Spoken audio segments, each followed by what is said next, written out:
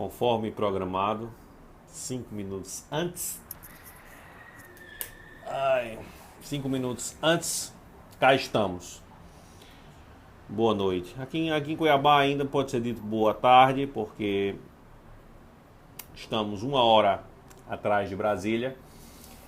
E nos primeiros dias eu fiz live às 22 horas no horário de Brasília. Porque... E aí, Eduardo? Tamo junto. Eduardo é coach de estratégia também. Sigam ele, @Eduardo Mendonça, fiscal do ICMS São Paulo. Me ajudou muito aqui no Periscope, porque é um cara que tem influência em Periscope, eu não tenho tanto. E falando nisso, no domingo passado eu tive que zerar meu perfil, né? Então fiquei com 0 seguidores. E eu não me ligo muito. O cara manja muito, tem que ser reconhecido. Eu não tenho tantos seguidores. Minha rede social é Instagram. Como eu já falei muitas vezes, eu cresci e surgi no Instagram, e depois do Instagram que eu fui para outras redes sociais. E 300 seguidores numa rede na qual eu não tenho muita intimidade é um valor interessante. Meus vídeos na quarta-feira, eles já tinham tido quase 1000 visualizações, somados os daqui com os que tem pro Facebook. Então, pro Facebook não, pro YouTube. Então assim, eu só tenho a agradecer. Vamos lá. Para quem me acompanha, sabe que 60% do meu tempo é AFT e 80% do meu tempo é TRT, né? Ou seja, essa conta não vai dar 100%. Uma vez eu falei a piada, a Brinda botou nos comentários: professor, não sabe nem fazer matemática, 70 com 70 dá 140. Aí eu tenho que dar a piada e tenho que dar a ressalva. Mas enfim, 80% do meu tempo é AFT, 60% é TRT ou o oposto. E hoje saiu uma notícia que para algumas pessoas pode ser o copo meio cheio ou meio vazio. TRT 12 disse que não vai fazer concurso esse ano, vai preencher por remoção. Metade das pessoas acha que isso é bom, metade é ruim. O que é que eu penso? Eu penso que tem que ser visto como uma justiça provendo cargos. 12 é Santa Catarina. A gente tem que olhar o prisma que a justiça está ocupando cargos. A justiça está aumentando despesa. A justiça está abrindo oportunidade para as pessoas ingressarem nos seus quadros.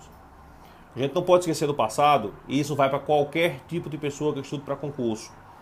Mês passado a gente estava vendo um judiciário trabalhista sem nada, sem grana, passando pires, ameaçado terminar o ano de 2016 sem orçamento. Hoje não, hoje o governo federal já liberou, hoje não, digo, há semanas atrás, liberou um MP, o órgão tem condição de fazer frente às despesas e tem condição de fazer a remoção e eventualmente dar provimento a essas pessoas nos regionais. Se está saindo gente de um regional para outro, vai chamar em algum canto. Essas 60 vagas que o desembargador estimou no provimento que ele assinou, vão sair de algum lugar.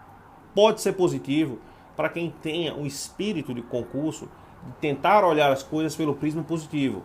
Há pessoas que a situação que você colocar, ela vai encarar de início negativamente. Tem que ter cuidado com isso. Tem que ter cuidado porque a jornada já é muito difícil. Para no dia a dia a gente estar se colocando ainda mais algumas barreiras que só vêm para dificultar. Qual seria a minha leitura da situação? O judiciário trabalhista vai remover essas pessoas. Em tese, vai permitir o aumento de despesa, porque vai sair de algum canto esses cargos e os novos candidatos que vierem a tomar posse vão ocupar os cargos que eventualmente forem removidos. Além disso, tem TRT 20 saindo, tem TRT 11, tem TRE São Paulo, TJ Minas Gerais, TJ São Paulo, TRE Pernambuco, para falar os que eu lembrei agora de cabeça e os que eu tô acompanhando. Para a FT, Fernanda, uma previsão que possivelmente hoje o nosso projeto de lei ele segue do reajuste. Demonstra de alguma maneira que a classe conseguiu avançar seus pleitos, e um pleito para 2017 é autorizar o nosso concurso. Suponho que daqui a um ano, mais ou menos, estejamos falando em concurso aí. Hoje, para mim, foi dia também de atualizar o coaching, né? Eu pego todos os meus alunos e vou conversando. Com quem não conversou comigo durante a semana, eu converso. E com quem conversou, eu converso de novo. Eu uso geralmente as sextas-feiras e os sábados para fazer isso.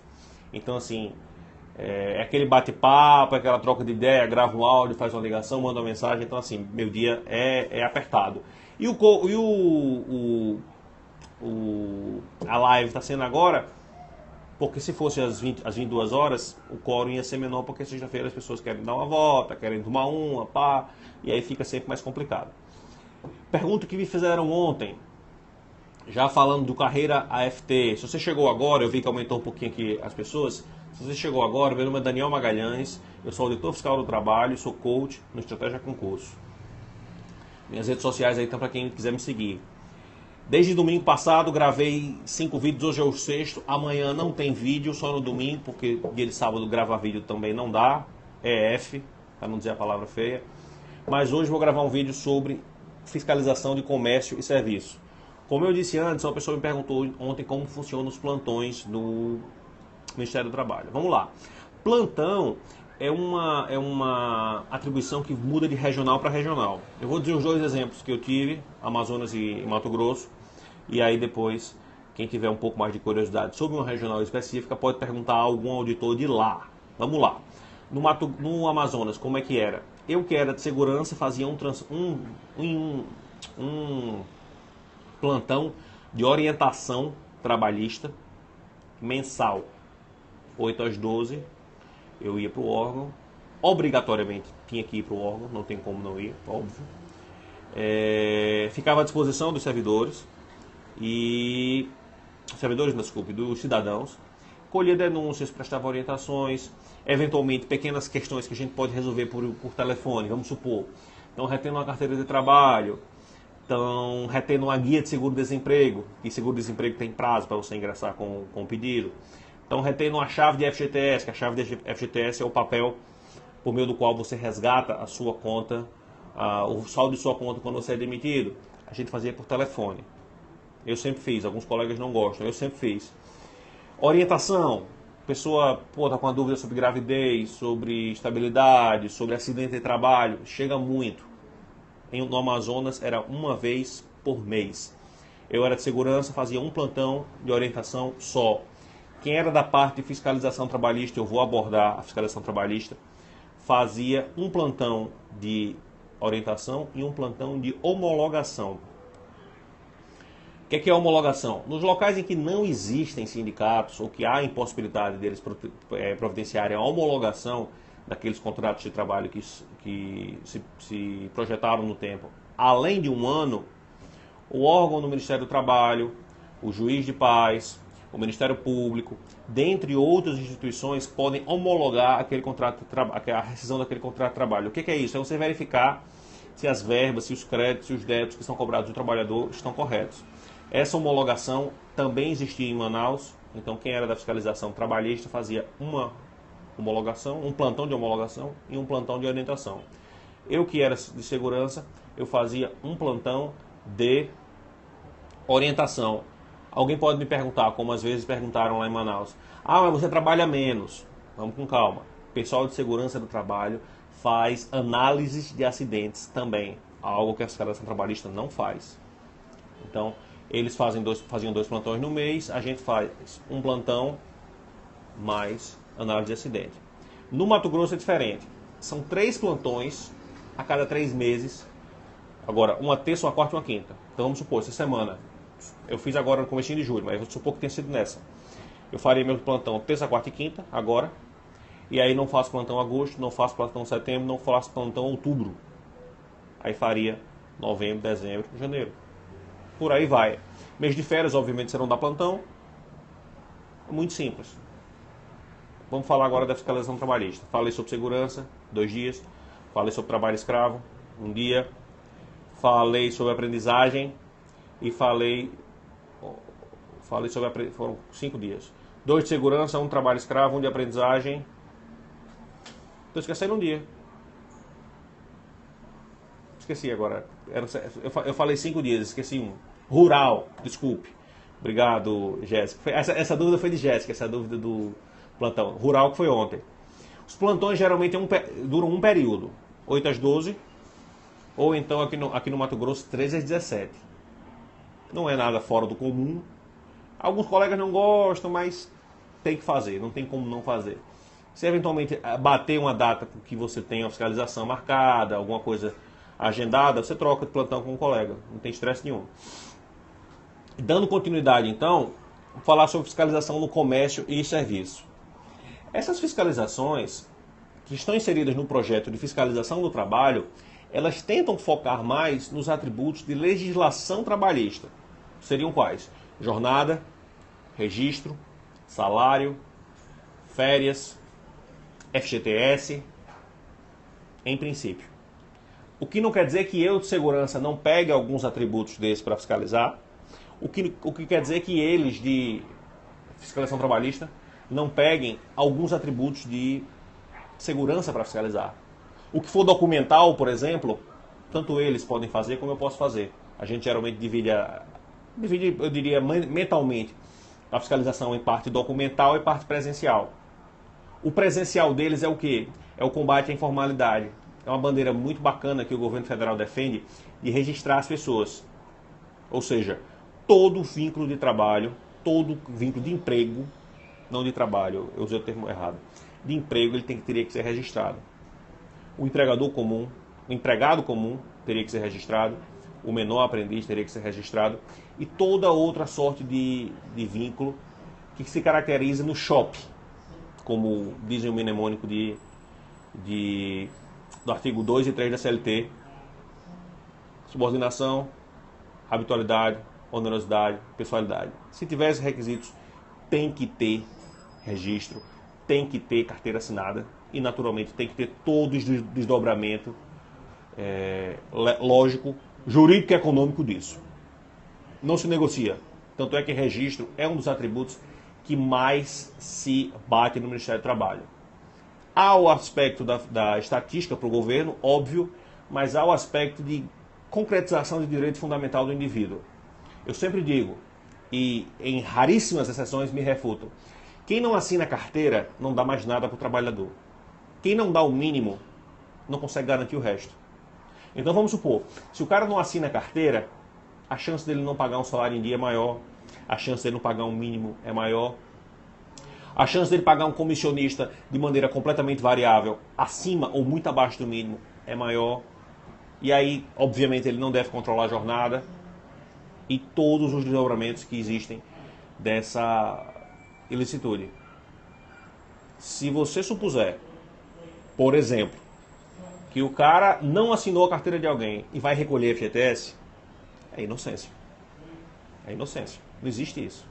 Então o cara não recolhe INSS, não recolhe FGTS, e aí ele chega, por exemplo, a criar situações como eu já vi em fiscalização, uma mulher com 50 anos, meu filho, que me chamou de meu filho, não tem problema, trabalhei minha vida inteira, a mulher tinha 3 vínculos na carteira, somando tudo ali não dava 10 anos. Então assim, quando uma pessoa dessa vai poder se aposentar?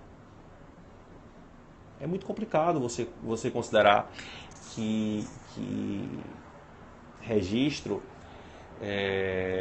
que a falta, é muito complicado você considerar que a falta de registro é uma mera informalidade. Não é.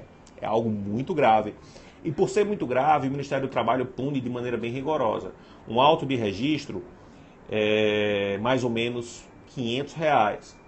Então vamos supor, uma vez eu cheguei numa pizzaria, 40 não, era quase 40 empregados, mas eram uns 36, mais ou menos, em registro.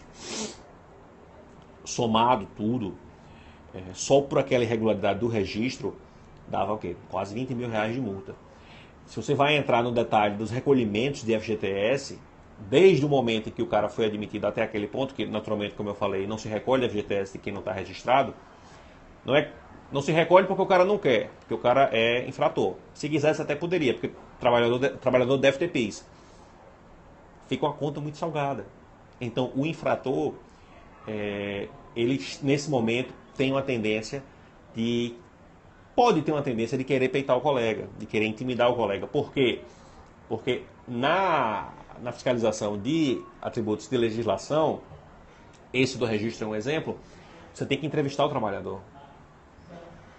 Então eu chego pro cara e falo, como é seu nome, quanto tempo você trabalha, qual é a sua função, recebe salário em dia, férias em dia, horário de trabalho. Então ali, naquele momento, naqueles 2 minutos por ali, você tem uma ficha de como está a situação daquele trabalhador na empresa. E imagine você ter que fazer, como por exemplo eu fiz nessa pizzaria, com 38, 36 pessoas. O empregador vendo que você está apertando, metendo o dedo na ferida.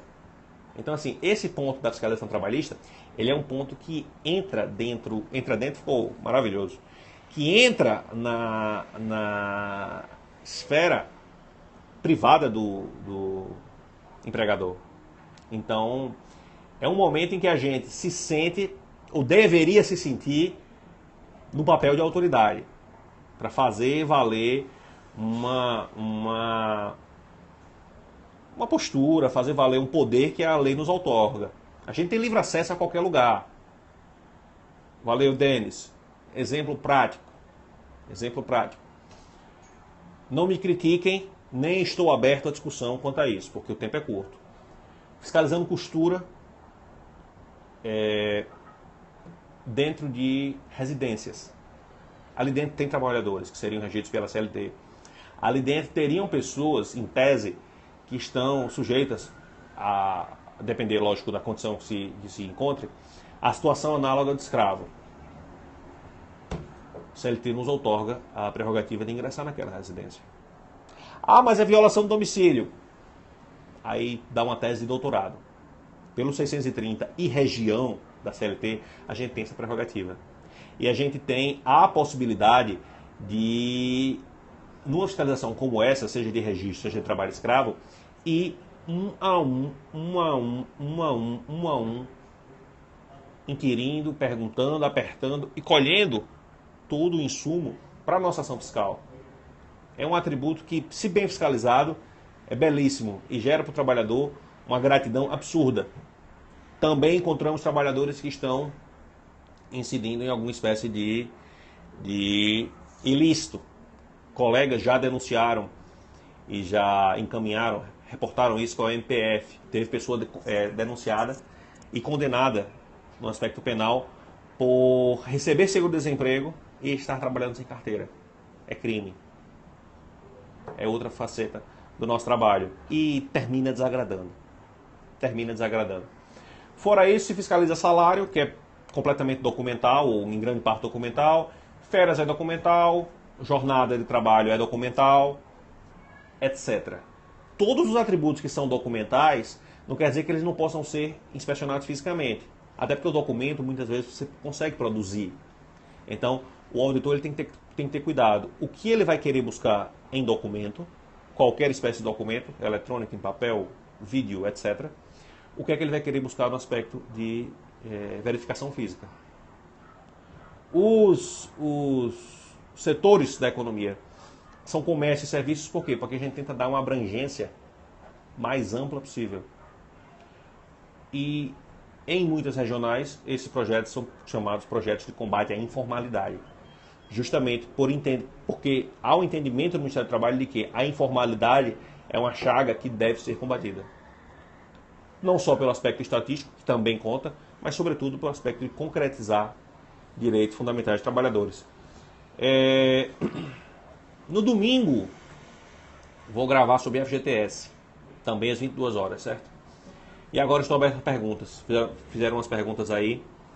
Quem quiser vê-las repetidas, por favor, me pergunte aí que eu estou disposto a esclarecer. Então, Denis, boa noite. O novato pode pegar uma fiscalização tensa como essa logo de início? Cara, hoje mesmo eu estava comentando com uma colega isso. Pode porque a gente não sabe o que é que está esperando a gente, entendeu? A gente recebe um papel com o CNPJ e o endereço. Eu não sou o cara que escolhe para onde vou. Me determinam, por uma razão óbvia, né? Até por uma questão de segregação de função, que é um princípio de auditoria. Eu não posso escolher o que eu vou auditar, sob pena de, eventualmente, ter alguma espécie de viés. Eu via fiscalizar um desafeto, eu via aliviar para um amigo, já conversei sobre isso esses dias. Então, assim, um novato ele pode se deparar com isso sem qualquer espécie de aviso prévio. E aí a gente tem que fazer valer nossa prerrogativa. Podemos chamar a polícia para nos acompanhar. E polícia, bom, geralmente é bruto. Os caras não aliviam, entendeu? Eu já tive que chamar a polícia uma vez para me acompanhar E os caras, eles são brutos, eles chegam chegando e o fiscalizado, ele sente que pro lado dele tá pegando se ele encrencar com o fiscal. Então, assim, a gente é amigo, o fiscal ele pode ser uma pessoa que vai lhe orientar, vai eventualmente também lhe autuar, mas se o cara quiser esquentar, geralmente termina mal a situação, entendeu? Porque a caneta tá com a gente. Então, isso tem que ser visto com muita cautela por parte do fiscalizado. Agora, no escritório você não sabe o que você vai encontrar. Já ocorreu de empregador se negar a fornecer os documentos comprobatórios. O que fazer nesse caso? Olha só, é muito comum. O empregador ele pode se negar a fornecer uma documentação. Tem auto para isso. O cara é autuado. E não entregar a documentação é burrice. É melhor entregar. Como, por exemplo, se você chega para um auditor ou para qualquer autoridade fiscalizatória e mente, omite, dissimula, maquia uma situação, não sei agora se é maquia ou se é maqueia, quem for bom em português me diga aí, você corre o risco do cara descobrir, e aí a situação fica pior. Existe auto específico para isso. Às vezes os colegas autuam e deixam por isso mesmo, às vezes vão atrás de tentar descobrir. Maquia, valeu Bárbara, você é 10. Se você descobre uma situação como essa, se o cara tenta omitir e depois cai, fica mal para ele e a fiscalização, às vezes, ela pode ter outro contorno, né? Porque você vê que houve do indivíduo um ânimo de omitir. Fiscalização sob denúncia, nem sempre. Outros órgãos também pedem fiscalizações, o Ministério Público pede, Justiça pede, tem um planejamento do próprio órgão. São questões que são trabalhadas conforme a demanda e conforme chegam esses inputs de outros órgãos para a gente. Mas a gente tem também nossas metas próprias e nossa fiscalização de ofício, né? A Secretaria de Inspeção do Trabalho ela define CNAES, que são códigos nacionais, acho que nacional de atividade econômica, que são prioritários para serem fiscalizados. E aí a gente vai em busca deles. Por exemplo, produção de sapatos, extração mineral, fruticultura, e aí a gente vai em busca de cobrir esses segmentos. Bônus por produtividade ainda não está regulamentado. A gente está querendo que passe o projeto de lei para o Congresso Nacional. As metas, elas são metas do ponto de vista numérico. Empresas por mês, fiscalizações por mês. Como vai ser calculado esse bônus, ninguém sabe ainda. Ninguém sabe ainda. Na prestação de serviços, qual é o grande ilícito que pode acontecer? É a pejotização. É você chegar, por exemplo, eu dei um exemplo similar a isso antes de ontem. É você chegar, por exemplo, no macro e todos os gerentes do macro terem aberto pessoas jurídicas para, por meio daquela pessoa jurídica, prestar serviços de consultoria. É muito comum isso. Óbvio que os encargos eles são menores, só que isso é ilícito. Por quê? Porque aquela relação ela se enquadra tipicamente dentro da relação de emprego. O auditor tem que afastar esses supostos requisitos para prestação de serviço, que seria um contrato regido pelo Código Civil, autuar pelo não registro de trabalhadores e promover a diligência para que os trabalhadores sejam registrados. Totalmente diferente, por exemplo, eu usei o exemplo de Datena, Fátima Bernardes, seja lá quem for, que abrem uma pessoa jurídica para então prestar um serviço à Globo, à Record, ou o próprio Neymar, por exemplo, que, vamos supor, vai comentar um evento, ou vai virar comentarista da Globo, ele por ser uma pessoa pública, por ser um camarada que tem possibilidade de negociar os próprios contratos, porque tem uma imagem e uma autonomia jurídica para isso, não vem a ser registrado, entendeu? Então, prestação de serviço, às vezes, é palco para dissimulação de vínculos de emprego. Isso é muito danoso para o trabalhador. Em tese, é benéfico para a empresa, só que quando a fiscalização pega, o ônus é grande e é muito comum. Médicos, a área de saúde é batata, médico, fisioterapeuta, dentista, enfermeiro, todos eles em hospitais, você vai encontrar com muita frequência isso. Alguns profissionais não entendem que que é um ilícito, que ele é prejudicial, mas não se discute. Nossa atribuição ela é inegociável. Então, assim, a gente somente cumpre com a situação que foi encontrada. Se mulher fiscaliza sozinha, fiscaliza sim. Não tem essa de ser mulher, não. Óbvio que tem um bom senso da chefia, mas aspecto de gênero não se aplica, não. Fiscaliza sozinha também. Em regra, a gente recebe as OS no começo do mês. Tem que receber, né? Para poder fazer valer o tempo que tem durante o mês. Teria sentido receber ao longo de 20 dias. Teria que ser ao longo de um tempo de 30 dias ou 20 e poucos dias para poder resolver. Se a cada dia 5, a cada dia 3 os chefes liberassem ou liberarem, a gente consegue fazer. Se o chefe só libera dia 15, fica mais complicado, entendeu? Então é por mês. É muito simples. Pega a meta anual, divide pelo número de auditores, divide pelo número de meses. Vai dar mais ou menos aí um valor mensal. É essa meta que deveria ser cumprida. Nem sempre se cumpre, às vezes se cumpre. Típico de qualquer meta. Vamos lá, perguntas. Faltou alguma? Lembrando que semana que vem tem semana especial AFT. Do 4, 1 de 8 ao 4 do 8. Os KNAIs são sorteados por período? Não, é por ano. Vamos supor, para esse ano o KNAI prioritário é construção de refinaria de petróleo. Varia muito quantas OS são. 8, 10, 12. Varia um pouco de regional para regional. Se existe sanção, caso não se bata a meta com frequência, aí é caso a caso, né? É muito complicado eu emitir um valor, valorar uma conduta no caso a caso.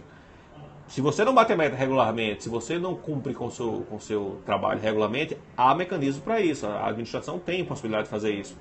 Tem na 8.112. Isso ocorre com frequência? Nem tanto, mas tem casos. Então, assim, um mau auditor ele tem condição de ser punido. Tal qual, por exemplo, um mau analista, um mau juiz, um mau promotor, um mau delegado. Não se supõe que a meta ela é grande o suficiente para não ser batida, entendeu? Mas é óbvio que há circunstâncias em que isso é justificável. É como eu falei de início, tem que ser visto caso a caso. Então é isto. Para quem não conseguiu ver, avise seus amigos que o vídeo vai para o YouTube. Já eu estou subindo. Boa sexta-feira, um bom fim de semana. Nos vemos no domingo.